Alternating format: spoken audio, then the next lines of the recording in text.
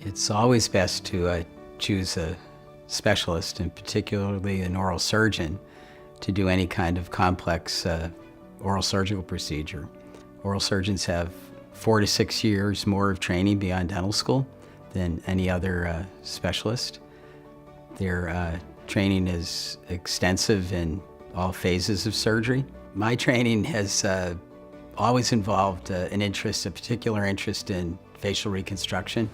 I was a fellow at the Institute for the Correction of Facial Deformities at University Hospital in Boston, which was the teaching hospital for Boston University.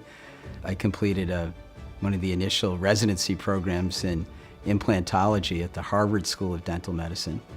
And since that time, I've completed hundreds of reconstructive procedures, jaw reconstructive procedures, and literally tens of hundreds of implant procedures that have involved all aspects of implant placement. In our office, we employ nurses as our anesthesia assistants, which is not the norm. Most offices employ surgical assistants who do not have the training that our nurses have. Our nurses have 4-year nursing degrees, and they have years of experience in the hospital setting, in emergency rooms and ICUs. So our nurses add to the safety and reliability of what we do.